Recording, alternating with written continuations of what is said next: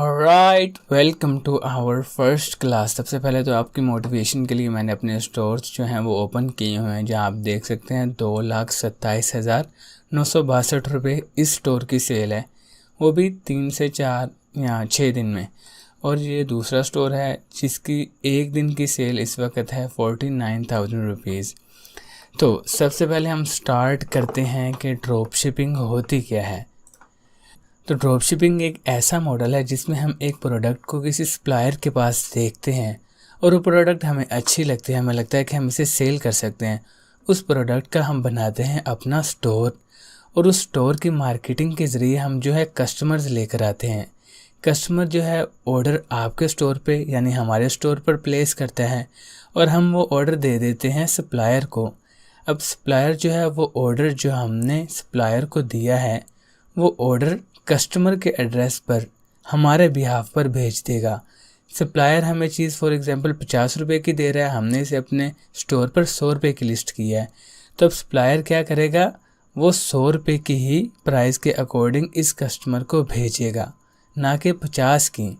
और जब सप्लायर के पास वो पैसे आएंगे तो वो 100 में से 50 अपने जो है वो रख लेगा और 50 हमें डिपॉजिट कर देगा। क्योंकि ये लोकल ड्रॉप शिपिंग है इसलिए इसमें ऐसे ही प्रोसेस चलता है। जबकि इंटरनेशनल ड्रॉप शिपिंग में होता क्या है कि एडवांस पेमेंट जो है वो कस्टमर हमारे स्टोर पर करता है और हम एडवांस पेमेंट सप्लायर को कर देते हैं। तो ये होता है लोकल ड्रॉप शिपिंग। अब रीसेलिंग क्या होता है, यानी कि आप अगर किसी चीज़ को ऑनलाइन सेल कर रहे हैं, क्या वो ड्रॉप शिपिंग है? नहीं, ऐसा नहीं है। रीसेलिंग में होता ये है कि हम किसी लोकल मार्केट से कोई चीज़ पहले बाय करते हैं, उसे बाय करके फिर उसे जो है अपनी वेबसाइट पर लिस्ट करते हैं।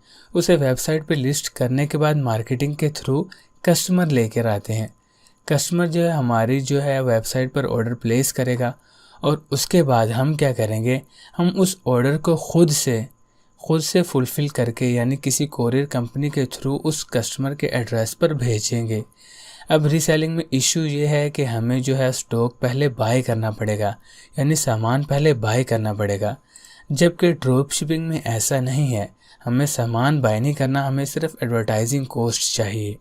एडवर्टाइजिंग कोस्ट होने के बाद जो है आपकी स्ट्रेटजीज़ मैटर करती है, यानी कि आप मार्केटिंग किस तरह से कर रहे हैं। आप किसी फ्लॉप प्रोडक्ट को भी हिट कर सकते हैं और किसी हिट प्रोडक्ट को भी फ्लॉप कर सकते हैं। और दूसरा ये कि क्या कस्टमर हमसे ये चीज़ बाय करेगा या नहीं, ये डिपेंड करता है कि हमने जो प्रोडक्ट लिस्ट की है क्या उसकी मार्केट में डिमांड है या नहीं। अगर तो इसकी मार्केट में डिमांड नहीं है तो हमारा ये मॉडल फेल हो जाएगा। जी हाँ, हमारा ये मॉडल फेल हो जाएगा। अब अगर आप ड्रॉप शिपिंग के मेथड से 1 लाख पर मंथ कमाना चाहते हैं तो आपको सिंपली 100 प्रोडक्ट्स 1,000 रुपये के मार्जिन के साथ सेल करना पड़ेंगी। अब क्या इस ड्रॉप शिपिंग मेथड के थ्रू हम 1 लाख पर मंथ कमा सकते हैं? यस, ऑफ कोर्स हम कमा सकते हैं। वो कैसे?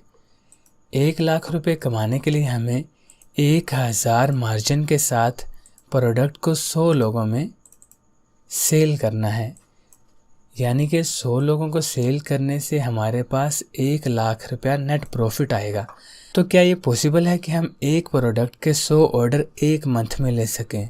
तो इसका जवाब है ये बहुत ही ज़्यादा आसान है। 1 मंथ तो क्या, हम इसे 1 से 2 दिन में भी कर सकते हैं। जैसे कि आप देख सकते हैं कि यहाँ 1 दिन के अंदर अंदर हमने 37 ऑर्डर्स लिए हैं और इस तरफ हमने सिर्फ 5 से 6 दिन के अंदर 103 ऑर्डर्स लिए हैं। अब आप समझ सकते हैं कि हम 1 महीने में 100 ऑर्डर तो क्या 1,000 ऑर्डर भी ले सकते हैं। और जब 1,000 ऑर्डर लेंगे और हर ऑर्डर पर हमारा प्रॉफिट 1,000 होगा तो हमें 10 लाख का नेट प्रॉफिट होगा। जी हाँ।